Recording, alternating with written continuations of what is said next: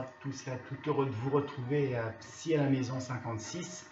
Alors, nous allons voir les traumatismes. Alors, je reviens au fondement de la psychanalyse et je vais vous expliquer la vision freudienne du traumatisme. Alors, c'est quoi un traumatisme dans le langage psychanalytique? C'est un choc violent susceptible de déclencher des troubles somatiques et psychiques. Alors, quand on dit comme ça, c'est un peu compliqué, je vais vous expliquer de quoi il en retourne.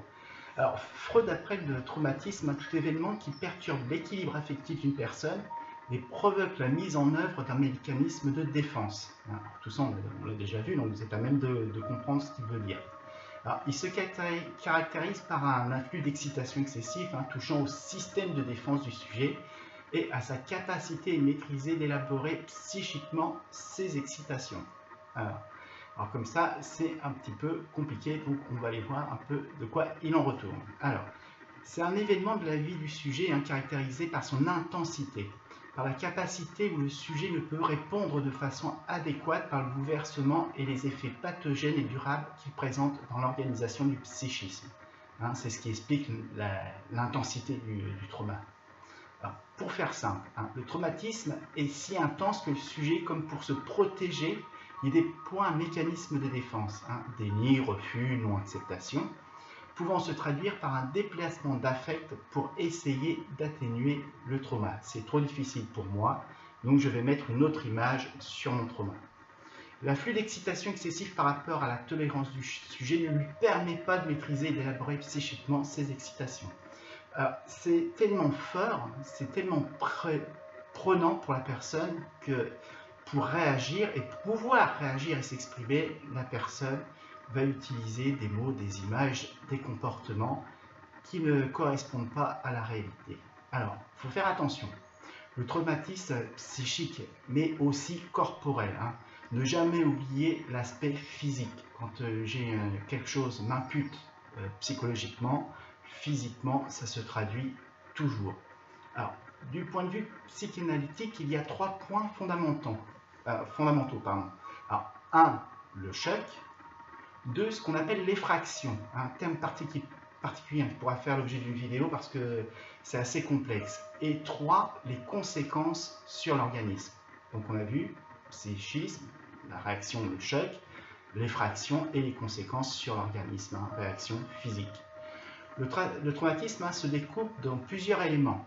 La première scène d'abord, le modèle est celui de la séduction infantile. Alors, on parle toujours par rapport à la psychanalyse.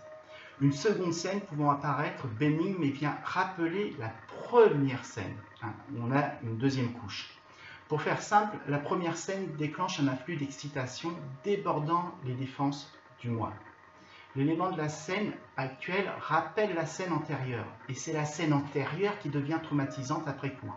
C'est la prise de conscience d'éléments douloureux multipliés par 2. Le traumatisme est alors un corps étranger que l'on doit faire sortir pour aller mieux. C'est pour ça qu'il faut parler aussitôt et le plus vite possible. Le traumatisme est donc somatique et psychique, accompagné d'un ébranlement corporel associé à la frayeur et à l'angoisse. Alors, ébranlement corporel, ça va être tremblement, ça va être incapacité de rester calme, envie de fuir, de bouger, de se mouvoir. Alors, pourquoi faut-il parler de ces traumas? Il faut parler de ces traumas pour se libérer d'une chose refoulée par une réaction vers l'extérieur. Voir Psy à la maison 7 sur la névrose traumatique, vous trouverez énormément d'explications par rapport à ça. Alors, nous dirons en psychanalyse abréagir. L'abréaction pourra d'ailleurs faire l'objet d'une vidéo à venir, parce que là aussi c'est complexe mais intéressant.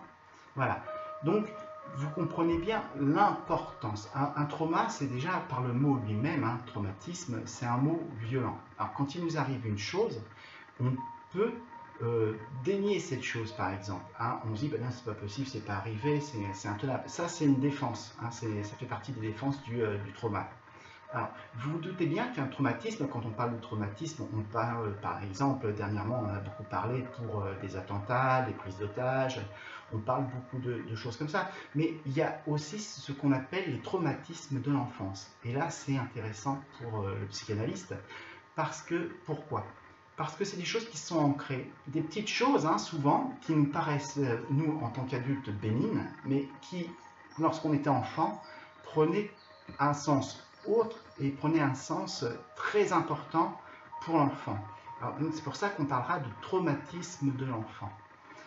Ça se caractérise d'exactement la même chose que le traumatisme de l'adulte, mais avec une vision d'enfant. C'est pour ça qu'il ne faut jamais négliger les traumatismes de l'enfance. Et généralement, quand on arrive à les faire ressortir, à les faire dire, à mettre des mots, des émotions dessus, eh bien, la personne se sent tout de suite mieux. C'est pour ça que les traumatismes, il ne faut pas rester avec. Voilà, j'espère que cette petite vidéo sur le traumatisme trauma, qui était particulièrement psychanalytique, mais maintenant vous êtes en mesure, si vous avez suivi les vidéos, de comprendre de quoi je parle. Et donc on fera l'objet de nouvelles vidéos, parce que le traumatisme c'est très intéressant et ça concerne tout le monde. Qu'on soit enfant, adolescent, adulte, on est tous soumis à des traumatismes. Alors il y a des traumatismes graves, violents, et il y a des traumatismes qu'on peut classer comme plus légers, mais qui nous embêtent dans notre vie, qui nous empêchent d'avancer, d'être nous-mêmes. Alors que lorsqu'on met des mots sur ces petits traumatismes, quand on les fait ressurgir, quand on arrive à les libérer, et bien à ce moment-là, on se sent tout de suite mieux et on est plus en même d'être en paix avec soi-même et d'être soi-même. Voilà, je vous remercie, j'espère que cette petite vidéo vous a plu. N'hésitez pas, continuez à m'écrire, j'aime beaucoup, je prends toujours le temps de répondre. Voilà, merci bien, à bientôt, au revoir.